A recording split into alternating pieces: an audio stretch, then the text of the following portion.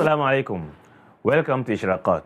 The closer we get to end of times, the more immoralities, lack of manners, all sorts of corruption and evil conduct we will encounter.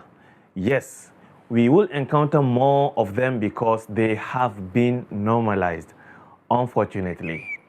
I believe you know that normalizing immorality or evil conduct never makes it moral or justified. This means the tasks and responsibilities of reformers will be more challenging, more stressful, with a steep slope. A reformer does not necessarily have to be a public figure or a scholar. A reformer in this context is you. If you are a parent or you hold any responsibility towards a family, the society, humanity, and above all, if you are aware that you are answerable to Allah subhanahu wa ta'ala one fine day. However, the good news is the more challenging your task is going to be as a reformer, the better the rewards you will be reaping.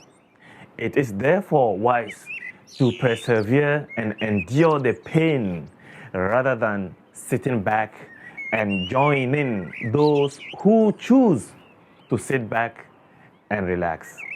كلكم راع وكلكم مسؤول عن رعيته فالأمير راع وهو مسؤول والرجل راع على أهله وهو مسؤول والمرأة راعية على بيت زوجها وهي مسؤولة ألا وكلكم راع وكلكم مسؤول عن رعيته. All of you are shepherds and each of you is responsible for his flock.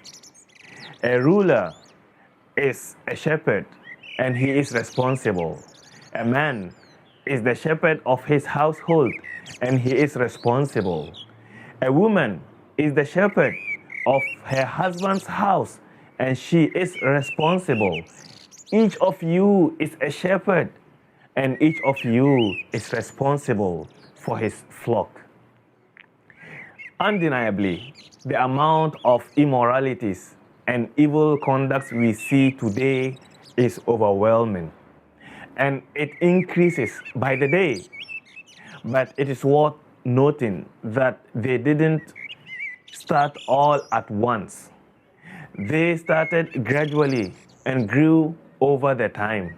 In fact, it took years and decades for most of the immoral and evil conduct we see today to emerge and make it to the public domain.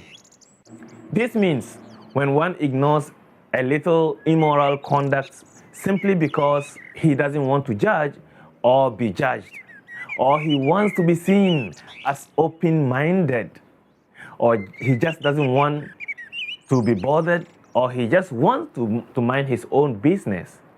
By the time he realizes the little thing he has ignored has grown to shadow over his loved ones, if not over himself.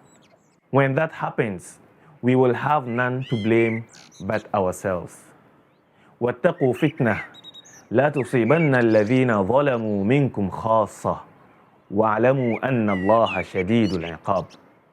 And fear a trial which will not strike only those who have wronged among you, and know that Allah is severe in penalty. This is in addition to the fact that we must prepare to answer before Him. To avoid this, من رأى منكم منكرا فليغيره بيده فإن لم يستطع فبلسانه فإن لم يستطع فبقلبه وذلك أضعف الإيمان. Whosoever of you sees an evil, let him change it with his hand. If he is not able to do so, let him change it with his tongue. And if he is not able to do so, let him do so with his heart. And this is the weakest state of Iman or faith. If it takes corruption on earth a decade to prevail, then it requires double the amount of time or tenfold of that time for positive reform to bear some fruits. Therefore, reformers have a very steep slope on their path. So, now that you have decided to join the club of reformers, there is something you must take note of, and that is you do it with the expectation of reward and praise from Allah alone. Also, while on the journey, which has more downs than ups, when you are down, seek solace in the fact that Allah loves what you do. والذين يمسكون بالكتاب وأقاموا الصلاة إنا لا نضيع أجر المصلحين. As for those who hold fast to the book and are steadfast in prayer, we shall not deny the righteous or the reformers their reward. The takeaway: keep calm, have faith, and do the right thing. There must be reformers who remind and guide towards that which pleases Allah subhanahu wa ta'ala, the Creator, or else we shall perish together. And this is not what you and I want. See you. Wassalamu alaikum.